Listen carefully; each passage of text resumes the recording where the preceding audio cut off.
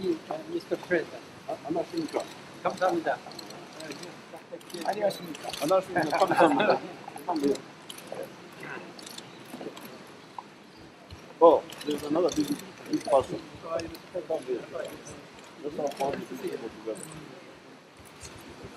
That one is small, you can wait.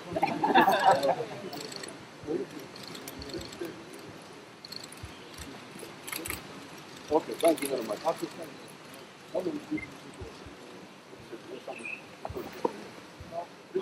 Minister of Defense, Chief of Defense Forces, the Minister of Internal Affairs,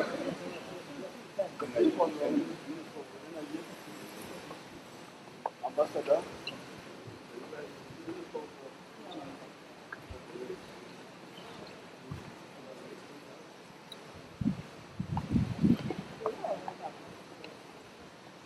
It is my pleasure to invite you to address this press conference. Thank you. Well, Excellency Secretary General, Excellency President of the World Bank, Excellency Mary Robinson, and all the dignitaries who are here. My job is a simple one, simply to welcome our guests and ask them to say something. That's all I have to say.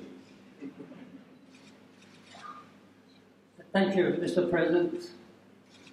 It's a great pleasure to visit Uganda again, and thank you for your warm welcome and hospitality, which all our delegation members are enjoying, even though this is a very brief one. Let me briefly explain to you what we have discussed and what the United Nations is going to do regarding some very critical security and development issues happening in this region.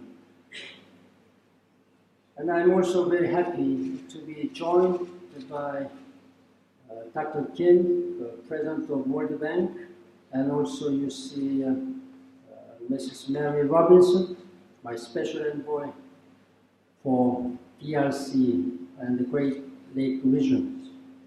Ladies and gentlemen, we have had a very productive meeting this morning with President Museveni and members of his cabinet.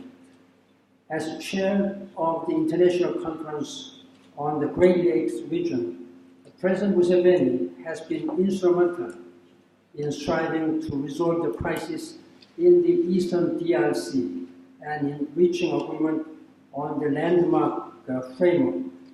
That is why we are here, because now the focus is on implementation of this framework agreement.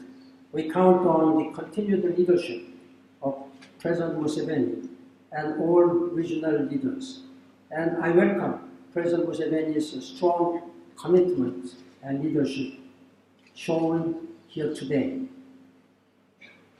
Before I move to more in detail to DRC issues, I should take this opportunity to express on behalf of the United Nations and whole international community our deepest thanks and admiration for such a very valuable contribution of Ugandan government and soldiers for the peace and stability in Somalia. Only with such noble sacrifices of many Ugandan soldiers, the people in Somalia are now able to enjoy the stability and political stability and opportunity, chances for development. I count on your continuing support and contribution on this matter. Now let me briefly explain to you about what we have been doing during the last several days. I'm coming from Mozambique and DRC and Rwanda and Uganda, then I'm heading to Ethiopia this afternoon. This visit, together with Dr. Kim of World Bank, is quite unprecedented and solely focused on how we can bring peace and stability, and together with the development to the people of DRC and also in this region. As you know, there was a very important landmark agreement, framework agreement for peace, security, cooperation in DRC and in the region. We call it a framework for hope, as Mary Robinson rightly termed it. This landmark agreement commits regional actors to act on their commitments, and it emphasizes the need to address the underlying causes of instability. It is essential that we invest in the people who have suffered too much for too long. Dr. Kim and I met some of these people yesterday in Goma at the Hill Africa Hospital, women and girls who had been brutally raped by armed groups. They and the people lining in the streets of Goma had clear messages. They are tired of war, tired of abuse, tired of impunity, tired of poverty. I have been traveling many conflict zones, but my experience yesterday, there were thousands of people, men and women, boys and girls. They all came out with small paper placards, no to war, peace, please give us a peace. We were very much humbled, very much humbled. What United Nations and how we can work to bring peace to those people. This was a genuine aspiration of so many people lining in the street on our way. We want to give them hope, and we think we can. The Security Council has authorized an intervention brigade to be deployed within the United Nations mission in the Democratic Republic of the Congo, MONUSCO. This force of 3,000 troops has a robust mandate to enforce peace and protect civilians. It will be fully operational in a matter of weeks. But that is only one element of a broader political process. A peace deal must deliver a peace dividend: health, education, jobs, and opportunity.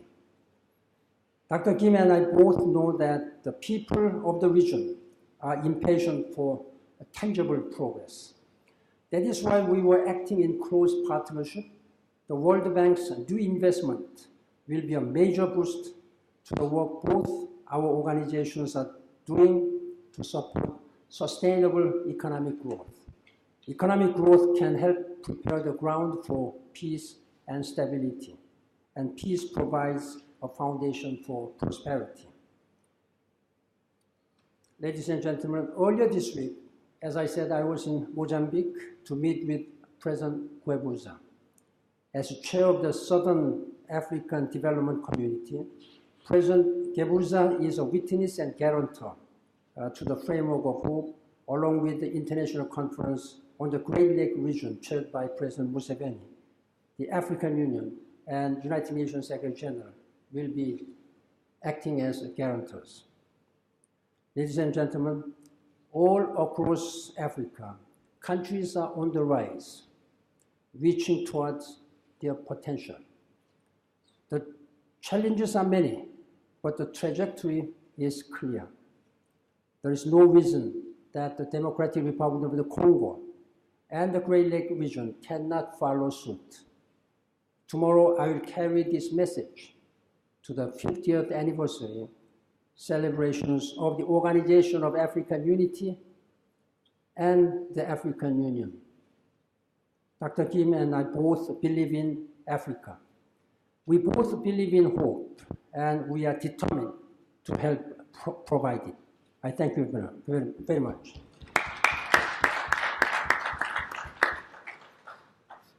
Thank you very much. In an effort to gather up the $1 billion for the region, I think I lost my voice in the process. But I want to, first of all, thank President Museveni for your leadership and your tireless efforts to bring about agreement and peace in the region. And I also want to thank the Secretary General for allowing our team to travel with him.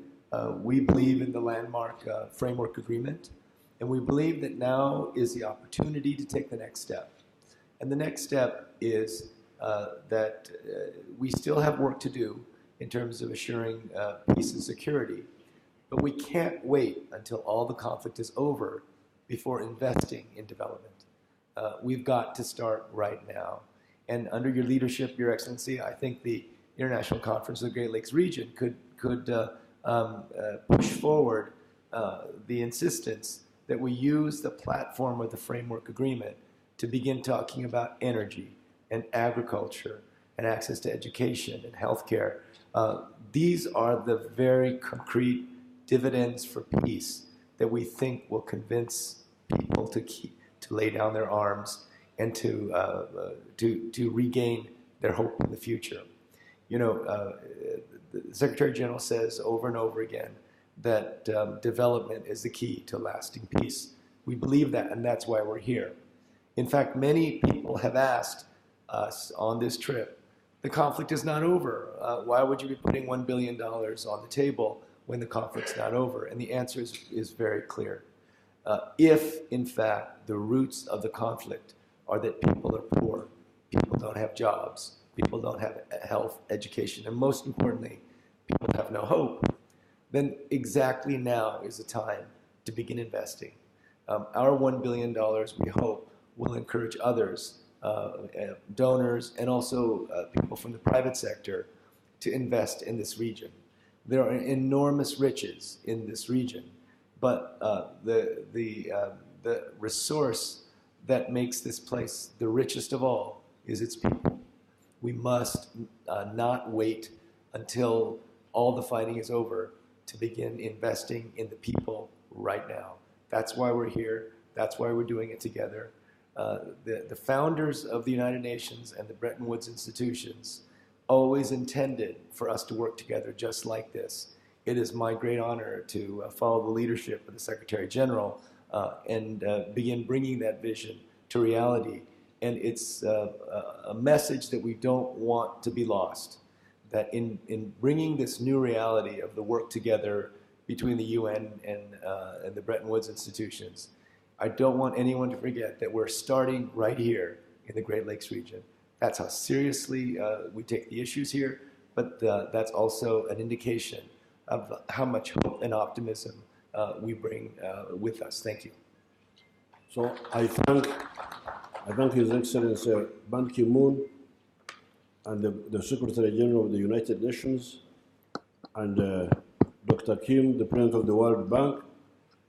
Particularly, I thank them for their work for peace, and now what they have added on, the money to support development. We should all clap for them. 4 questions, because we don't want anyone listening to rumors. Select 4. I work with an American news agency called Feature Story News.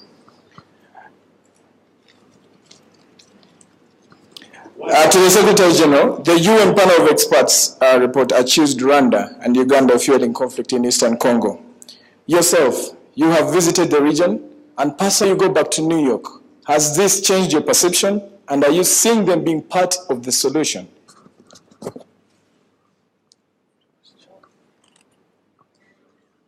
Both President Museveni and President Kagame have signed this framework agreement. It is very important that all the signatories to this framework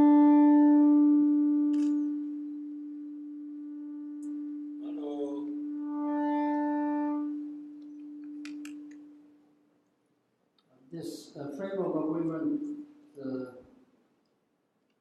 should be implemented by their active engagement and implementation. I have conveyed this message to both the presidents, and I am very grateful and encouraged that both presidents have confirmed and reiterated their full implementation on this matter.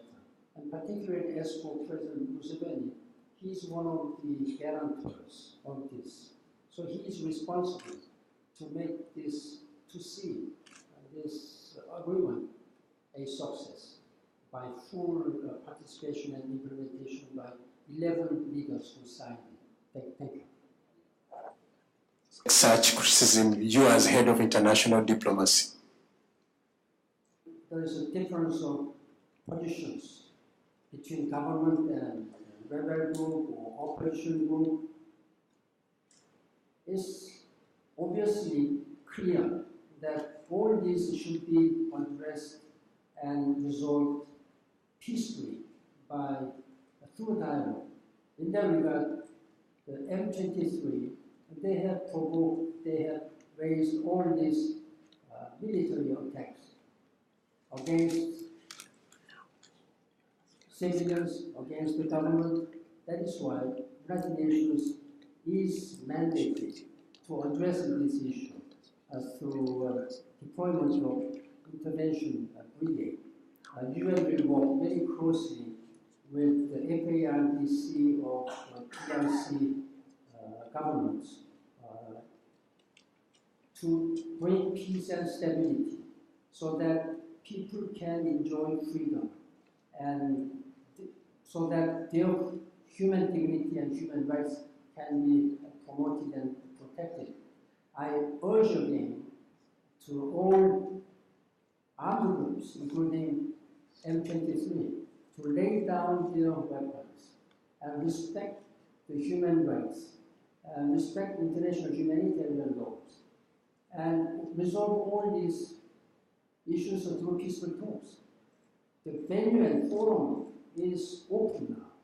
The Kampala talks is ready, and I have asked the President Kabila to continue this dialogue, and I have been assured by President Museveni as convener of these Kampala talks to continue this to resolve through peaceful means.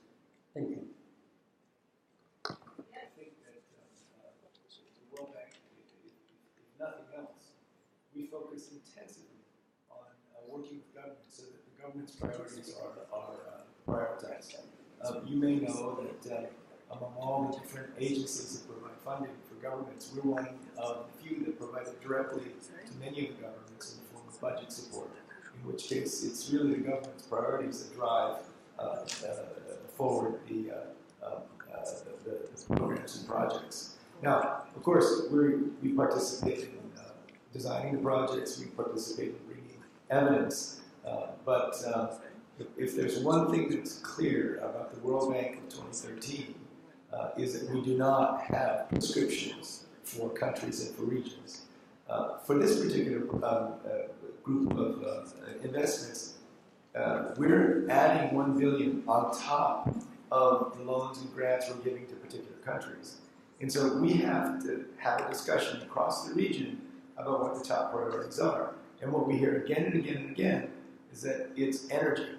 We need energy to keep the lights on in schools, to keep the incubators on in hospitals, but also to drive private sector investment in the growth of jobs. We need transportation, we need lowering trade barriers. So the things that we're doing with the regional resources that we brought to the table are the things that have been identified again and again and again as the very top priorities across the region. Thank you. The last one. My name is here to change the mandate of the UN force to go in DRC and fight the negative forces. It seems a bit of a contradiction, and the first place work properly with the mandate they had, just like many people have said. Then to President Museveni, Your Excellency. One question. Merci.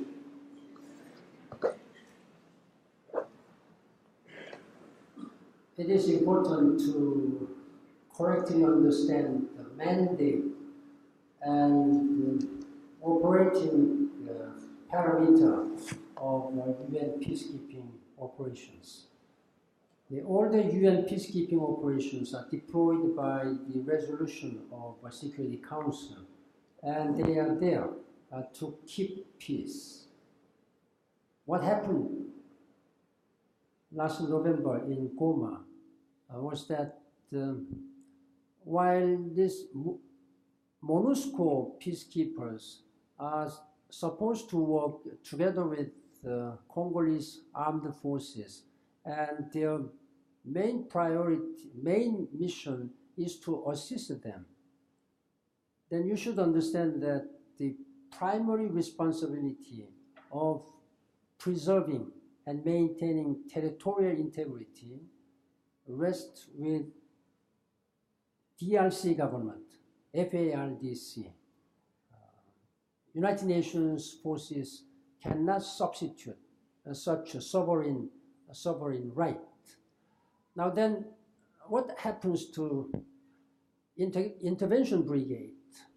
This intervention brigade is a very unique one and unprecedented in terms of UN peacekeeping operations. So it's going beyond normal traditional peacekeeping operations mandate. It has a special mandate, robust enough to enforce the peace. This is a very important one. But again, I make it clear that this intervention brigade cannot and does not and will not substitute the primary responsibility of DRC government in maintaining and preserving territorial integrity. Therefore, primary responsibility is with DRC government. And within that parameter, we will do our best. And I have already appointed a Tanzanian general as a force commander, and we have already received a firm commitment from governments of South Africa, Tanzania, and Malian forces will be deployed soon in July.